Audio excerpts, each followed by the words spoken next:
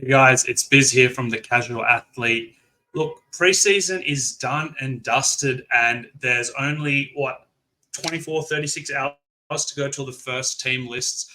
I'm very excited. We will be recording a video on the rolling team lists and how the Vegas teams are going to be announced a week earlier, but fret not, we'll cover that. But yeah, look, I'm going to go through all the winners and losers, and what's changed based on the games on the weekend. And a lot of teams had their full strength, 17s on the field for a long portion. So it's actually a good kind of way to delve into the strategy you can expect. There's been a couple of games where, for the four teams that were going to Vegas, obviously they had to fly there a week early, so they played their reserve squads. So I'm not going to cover them. And I'm also not going to cover the World Club Challenge. But just quickly, in terms of the Panthers, I think they look similar to last year. Taylor May's got the spot for Stephen Crichton there. So he's already priced quite high. So I don't think he's on anyone's radars. Sonny Taruva obviously might have picked up an injury, so it's one to watch out for. The one interesting thing to note for the Panthers is Liam Henry. He only played about 20 minutes. I was expecting a bit more than that. He's got a rock-solid motor, so he's one to look out for. And Cleary had a bit of a slow start, just like last year, and terrible conditions, so fair enough. And Yo got 80 minutes again, so he looks like a great pick.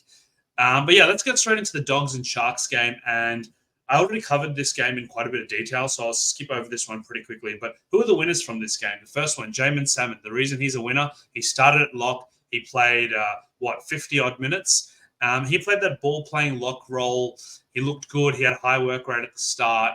Kind of played on the, towards the back end when the halves came off. He kind of played in the edge a bit. He played in the middle. He played 5'8", like all within the space of 10 minutes. I don't know what was going on, but he looks good. I think he has firmed in for that role. And that comes to the guy, Josh Curran, who everyone expected to start at lock.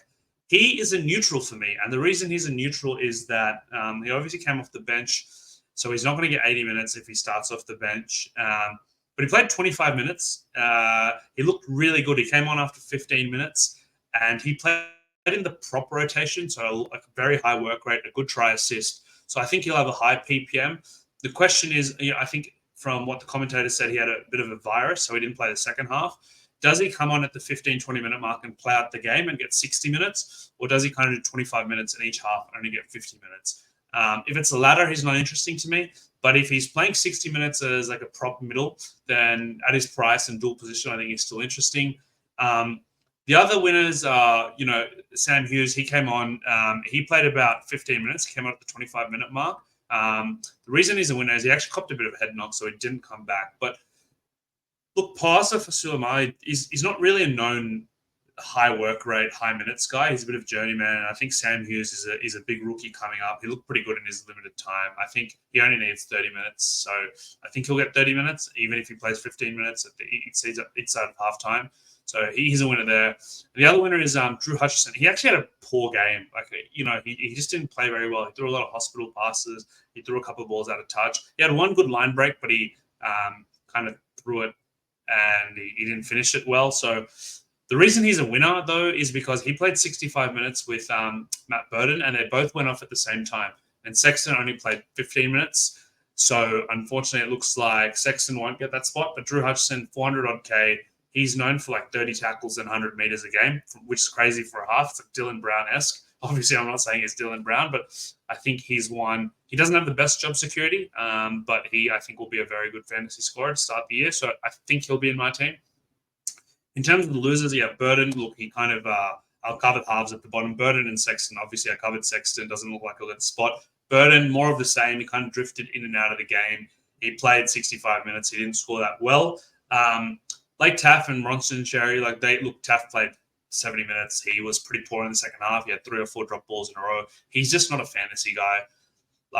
If he couldn't score at the Souths, who are stacked, what are the chances he's going to score at the Dogs? He's also not goal kicking like he was at the Souths quite a few games. And then Bronson, don't know if he's going to make the first grade side, but I think he's going to have up and down games. He's at 450K. Is he worth the price? Definitely not. I don't think so. And then neutral, I spoke about Curran. Look, I said it's 50-50. And then Reed, he played about 60 minutes. He, kind of on track for a 50 score. He doesn't. I think he's a 40-45 guy. I don't really see him going back to the days at Parramatta when he could average 60 odd. It just doesn't look like his style, or he doesn't have that focal role in the Dogs' attack anymore. So that's it. And then in terms of the Sharks, look, I don't think there's any. McInnes got a lot more minutes without Delphine there, but I don't think there's anyone to note. They're kind of going to run out the same as last year. Obviously, Nico Hines will be the key player there. Now, the next game, and look, I apologize for my formatting. Like, I've been working like 95 hours this week. Managing director's been on me, working in banking is like that. So I didn't have time to format these slides. Winners, Grant and Ponga. Look, Grant, he played about 45 minutes, 53 points with a try. He looked real cunning. He looked good. Only thing to worry about Grant is he did hit Gamble around the knees in a bit of a dirty shot. And he might be cited for that. He might actually, it was dangerous contact penalty. He didn't get sin bin, but could have something to ask for. At the time of recording, I haven't checked, but that's one to keep an eye for. And Ponga, look, he played 40 minutes. He looked great, great clean line break to set up best. He looks like he's continuing from last year's form. Knights, look, they didn't look good. They were kind of getting run around by the reserves for the Storm. The Storm played this really weirdly. Like, after 10 minutes, they took off their starting props and lock and put the reserves on. And then after 8-10 minutes, like Pap and stuff came on, but they all kind of came back and forth. Like, it was really hard to tell what was going on. But the minutes are a bit random here, so a very strange way of approaching the trial. But losers, look, Sean Bloor, he only played with the reserves. He played 40 minutes. He did nothing. He scored about 5-6 points. Barely touched the ball. Didn't make an impact. Look, it's looking dicey for him to get that starting spot, so I think it'll be a surprise for me if he does. The guy who's starting, Kane Bradley, he played about 40 minutes or 45 minutes, didn't do too much, 23, 24, 25 points. He was solid without doing too much. He actually kind of ended the game at wing when he came back on, because he actually used to be a winger, surprisingly enough. But look, I'm not sure what happens there. I think Trent Laura, he was really good in the middle, so I think he stays there. I'm not sure. Maybe they use Naz as an edge this year. If Naz is a 70, 80-minute edge, he could be interesting, but I'm not really sure. This is a kind of wait and see kind of approach. Does Bradley get the second row spot? If he does, you pick him up, whatever. He should be close to base price. And then, other losers, Dylan Lucas and Kai Pearce-Paul, they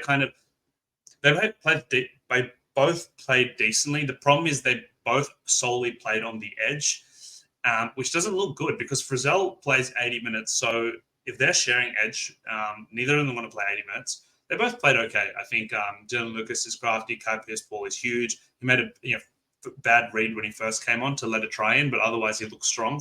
So there's just too much risk there. I was a big Dylan Lucas guy. I'm off him now, not because of his talent as a player. I just think they're going to share minutes. So I think Longy was right there. I'm off Lucas. And then neutral, look, Pappenhausen. He didn't do too much. The big thing to note is he has lost goals to Nick Meaney. And I think it makes sense with all his injuries, a lot of pressure. Just take it off him, let Meaney kick goals. He's a pretty good goal kicker. So Pap, he's not going to be that 60 guy, I think, because he's going to lose 6-7 points from goals alone. And then on my watch list, Tristan Powell. I didn't know too much about him. I looked at his stats from reserves. He had about 10 tries in reggies, and he's a prop. So that's kind of Ryan James level try scoring as a prop, or Andrew Fafita in his A-Day. I'm not saying he's going to be them, but if he's a try scoring prop and he gets some minutes, like he averaged 38 in reserves, he played about 40 minutes over the trial, and he looked good. He scored about 31 points. Obviously, they have Naz to come back. He might slot into the prop rotation. I'm not too sure. But, he could be one to watch out for. So that's the Knights and Storm game. You can see the minutes are here. I don't think there's anything particularly useful there. The next one here, Warriors and Dolphins. Look, winners here. Roger Tuivasa-Sheck. Now, we've been saying skip him just because of his high price and playing at centre. But, God, he looked good.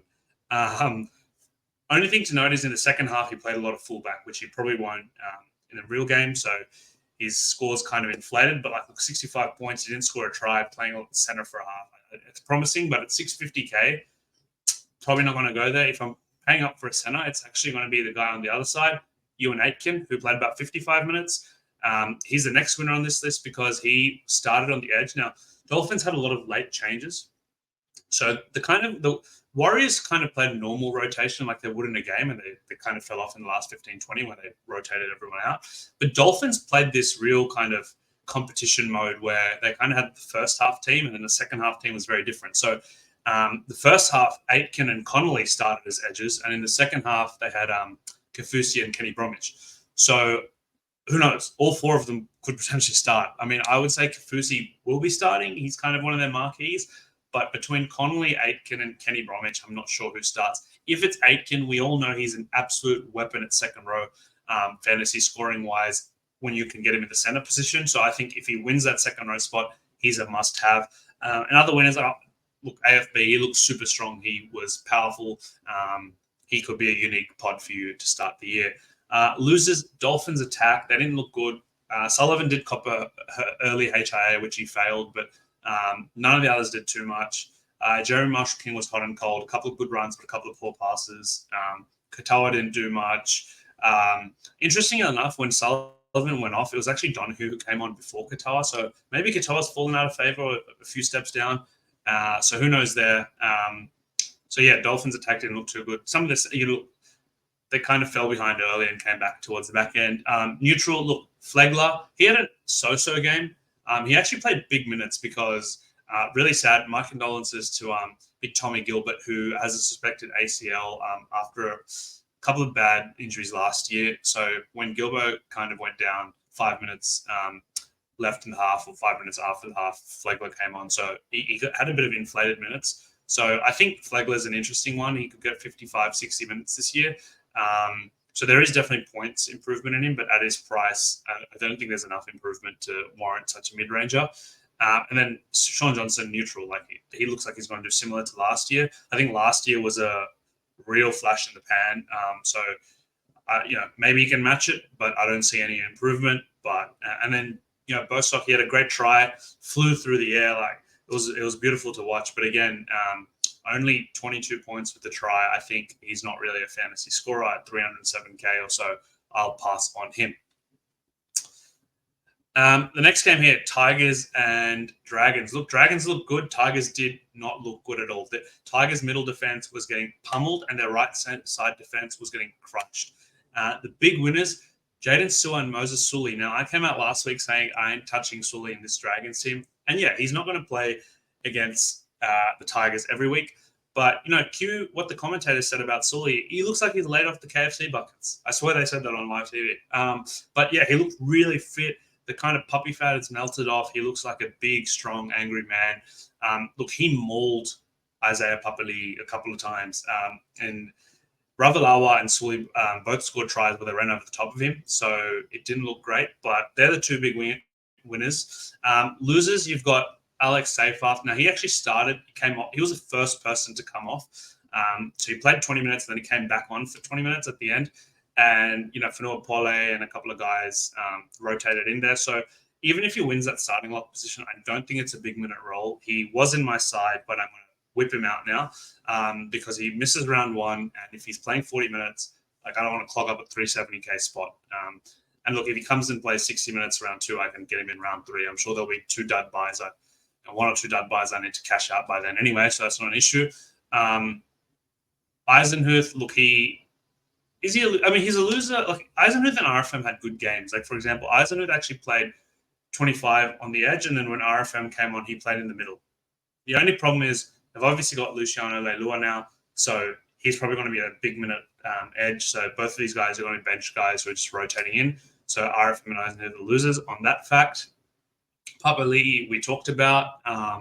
Look, Eels Papali and Tigers Papali worlds apart. It was very odd to see him get steamrolled by centers and wingers for tries. But, he needs big improvement this year. I'm a big fan of his. I started with him last year in fantasy. It didn't really pay off. So I'm hoping he has a big season, but it didn't look good for him. I wouldn't start with him, especially the bye. And then, we talked about Tigers looking poor.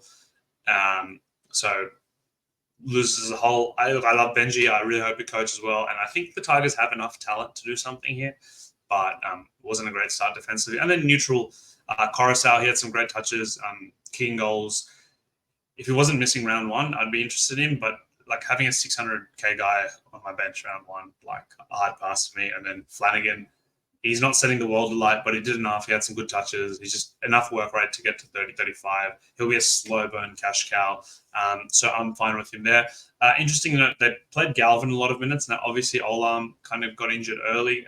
He came back on, but Galvin came in at center for a bit, and he played half for like the last 40 minutes, and he actually looked pretty good. Like the commentators were hyping him up. I didn't think it was that good. I think it was a bit of commentators hype, but he's a young kid. He has a big future. He might be one to watch. If Tigers lose a few games early and they want to change in the halves, him and Latufainu, like they could be guys who come in. And then Samuel Alafanu, he kind of played in the middle for a bit. I think if he got big minutes, it'd be interesting, but one to watch. So that's that game. Coming to the last couple of games, Raiders and Cowboys. Winners, Drinkwater, 3 try assists. He looked good. That pass to Felt, the bullet, beautiful to watch.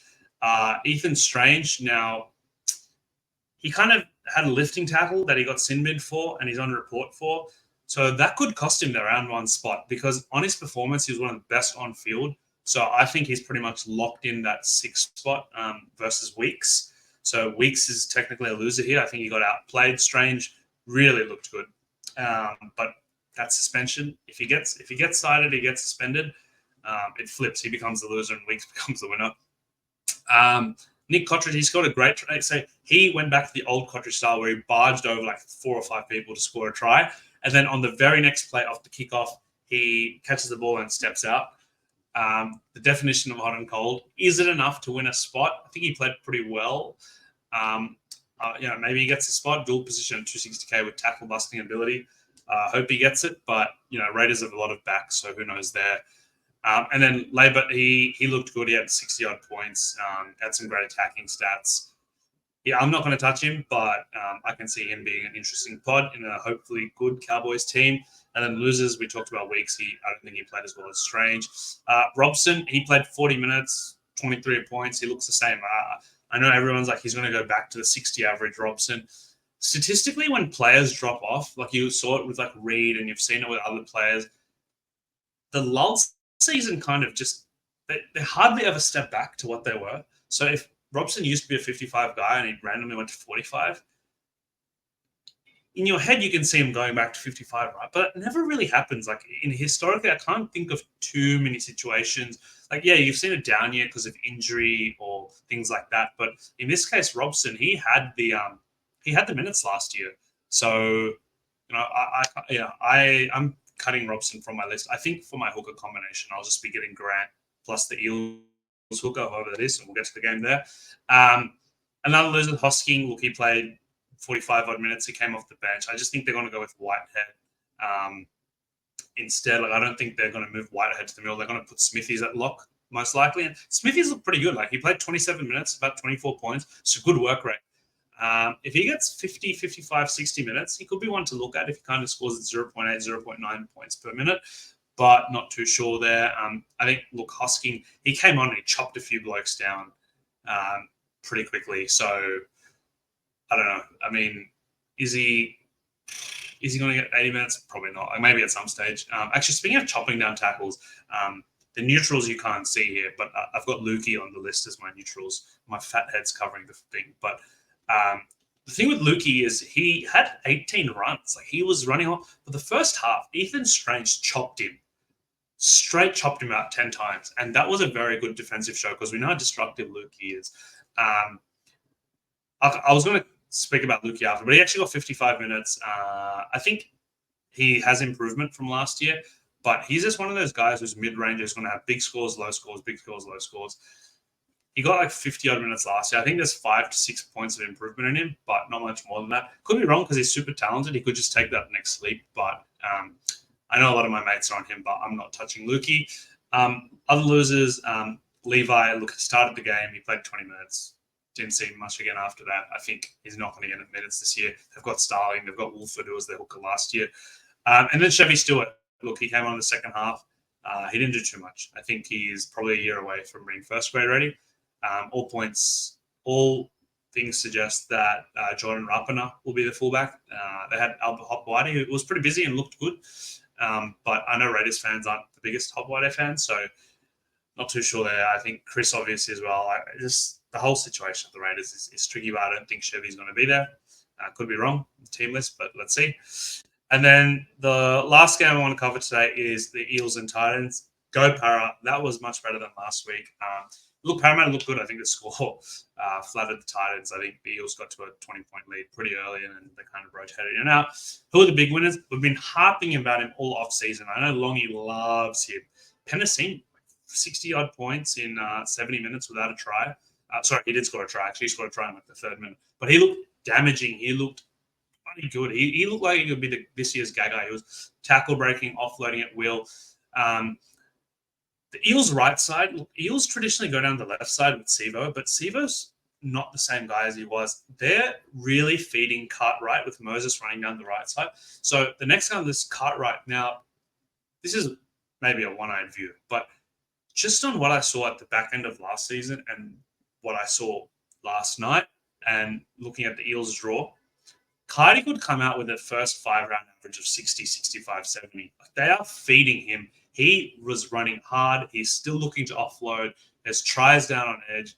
I'm not going to have Cartwright, but my first big bold prediction for 2024 fantasy is that after 5 rounds, Cardi will be the number 1 averaging second row forward. Now, there you go. There's my hot take. So if you're game enough to believe me there, get him in. But he's a guy who can get 150 meters, 25 tackles, 4 offloads, tackle like line break assist, try assist, and having Penasini outside him and Moses inside him, look, it's just assists and try potential all over the place. If he wasn't already priced at 50, I'd love to gamble on him. If I rolled the dice on any pod, I think it would be Cartwright. Like, he just looked good. But look, I think Penasini is a superstar this year. I think he could be the best center. So if you want to start with him as a pod with an easy draw, I don't know if you guys can hear right now, the New York sirens are going off. Just another day in New York. I don't know which meth head's getting arrested today, but yeah, sorry, this is a kid-friendly show. Look, Jermaine Hopgood, another winner. He scored 65 points. He played 65 minutes. Now, why is he a winner? We questioned his minutes, but Hopgood played a lot of the game. He played pretty much the first half, and he came back second half very quickly. I think he rested the last 5 minutes, and then he started the second half. So he only got a rest between 35 and 40 minutes, and then he played another 30 minutes in the second half, scored a great try, and then called it a day. So if he's getting 65 minutes, he has the points per minutes to be a 60-point player again. A dual position player. The only thing was there's a couple of interesting rotations, like Tuolangi started for Sean Lane. I don't think that'll happen week 1. And then Ogden started for Junior Paulo. Like, that's, I think the same thing. It won't happen week 1. And Ryan Madison unfortunately hurt himself in warm-ups. Haven't got the latest update on that, but Madison obviously feeds into the middle, so that'll cut his minutes. So he's a winner from this game, but still at that price point, I'd rather go Murray, Yo, Haas, kind of thing. Whereas Brimson, look, he was very good at center. He obviously had Keeney at fullback while he stayed at center. He looked fast, strong, made a couple of line breaks. He scored obviously a runaway try off a bad pass from the Eels. He ran 95 meters, and he almost scored another 40-meter try. It was only Bailey Simonson who made a great tackle on him to prevent the try. He unfortunately got a HIA and a hamstring issue from that tackle, but yeah, Brimson looked good. Keeney, I think he did the small things well. He wasn't too involved, but he caught the ball well. He ran the ball well. He looked handy. He looked confident. So I think, look, he's not going to have too many games. Jaden Campbell was interviewed at halftime, and he said he'd come back round 3. So Keeney might only get 2 games since they have the round 2 bye. But I'll have Keeney in my team just because, if Campbell's out a bit longer, or he has one of those explosive games to start. I think they've got a pretty easy draw. So if he gets 1 or 2, if he scores a try here and then gets a couple of 40s and he just rockets up 100K, it's a bit of a head start. Plus, there just isn't too many good fullbacks for too cheap. And then, Simonson, look, he looked good until the 35th minute when he got injured. He scored about 0.5, so on track for 40 plus. An easy try assist, literally catch and pass to Sivo. I think he's done a lot of those this year. And he looked strong. He made a couple of tackle busts. The first Penasini try actually came from a really good Simonson run that built the momentum, and they shifted it right. So he's a good pod, priced at 34, dual position. Losers, Sean Lane. Look, I think there's just too much competition in the pack. They started Tuolangi here and they had Lane off the bench. Now, Lane came on and played good minutes, and he looked solid. But look, unless he's getting 80 minutes, he's not worth it. And there's too much risk that he doesn't get 80 minutes, just given how many players they have. And Alik, look, he started edge. He played 20 and went off. And they kind of rotated a few guys there. I'm not even sure. I don't think he's in the top 30, so I'd be surprised if he gets that starting spot. He is a pretty damn good player, so he could. I think if he starts and his base price, I'll get him in just for the potential. Like we saw last year, he had a game where he played 60 minutes off the bench and scored 60 points. Like he's got some pedigree there, but it could be Cleese Haas who gets that second row spot.